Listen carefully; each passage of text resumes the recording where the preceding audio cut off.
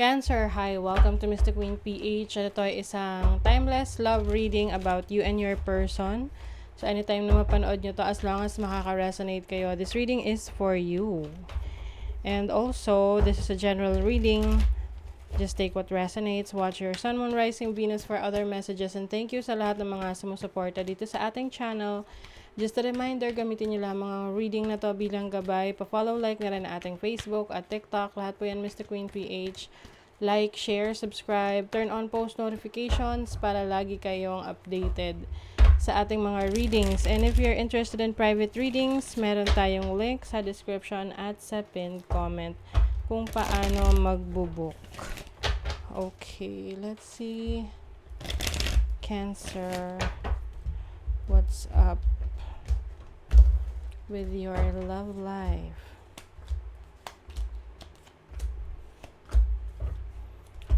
Okay. So, meron dito, maaring kayo ay confused sa inyong relationship, no?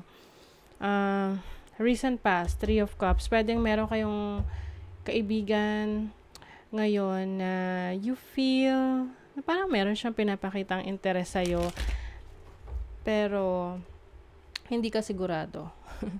Pwedeng, siya, hot and cold. Pwedeng one day, napaka-expressive niya. The next day, tahimik. Pwede rin meron kang nagugustuhan na person, na isang kaibigan, very close to you, na you're not sure if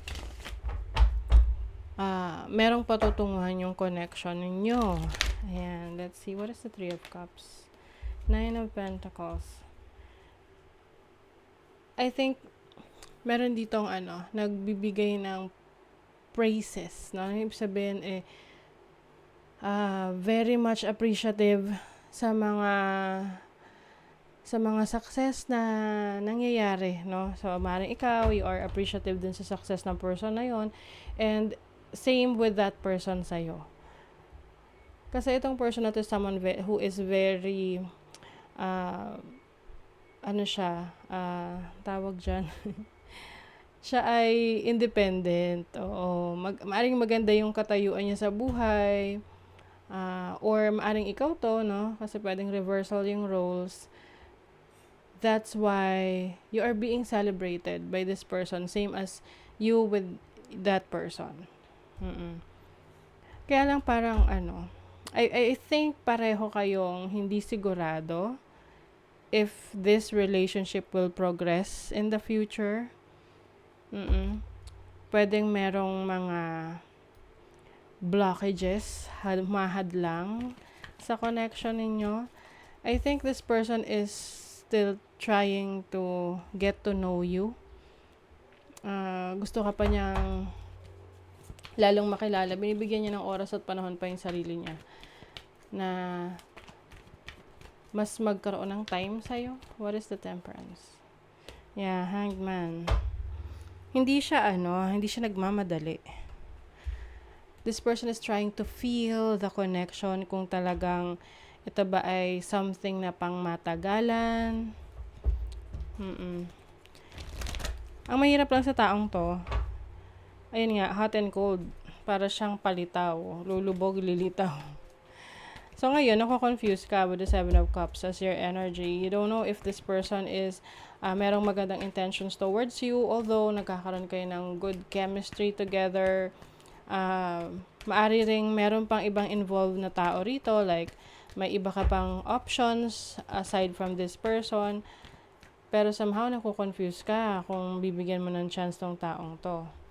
You want someone na stable ang katayuan sa buhay. So, maaring isa yan sa reason, that's why interesado ka sa taong to, kasi maaring established na siya, meron siyang maayos na trabaho, or meron siyang successful na business.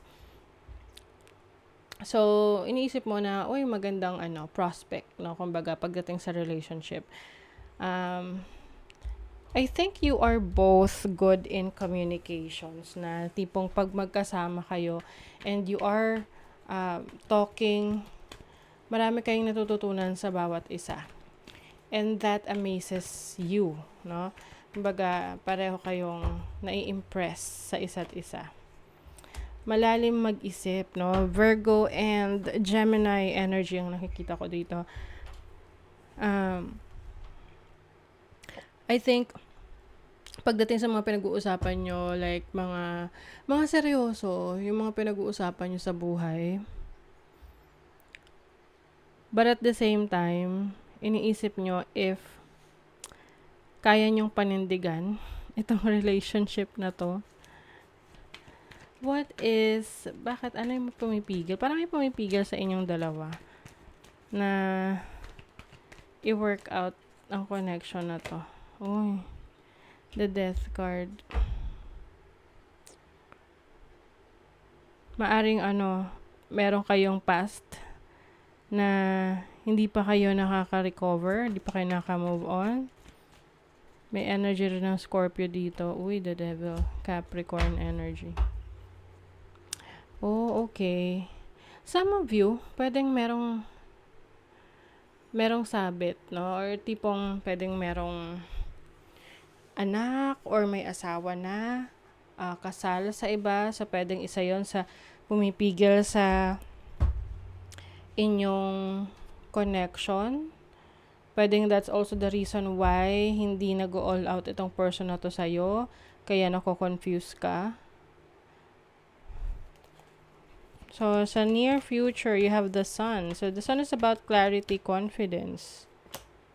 Two of Pentacles. Oh. Okay, I think in the near future, you will try this relationship kung mag-work. Regardless kung ano tong blockages na to. Siguro marirealize nyo na hindi nyo kaya na, wala yung isa't isa, or you don't want to miss this opportunity. Oh my God, may competition talaga. Merong pwedeng may other person pa rito. There is passion in your connection. Parang nagre-resist, no? Oo. Alam mo yung tipong may energy of, the feeling of attraction. May attraction, but may pumipigil. But I think you will give in.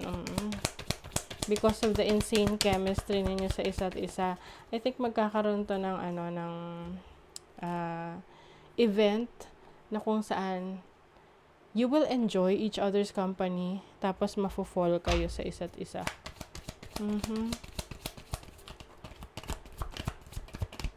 So, syempre, kung merong involvement na ng ibang tao rito, lalo na kung merong obligation, be careful. 'Di ba? Yung iba, I see a connection na tipong, pwede kasing matagal na kayong magkakalala, matagal na kayong magkaibigan. And then ngayon lang kayo nabigyan ng chance na maging close sa isa't isa. And you realize na, nag-mature kayo pareho. Tapos, marami ng exciting things about each other na pinag-uusapan nyo. So, pwedeng ma-fall. So, meron ditong sadness, separation.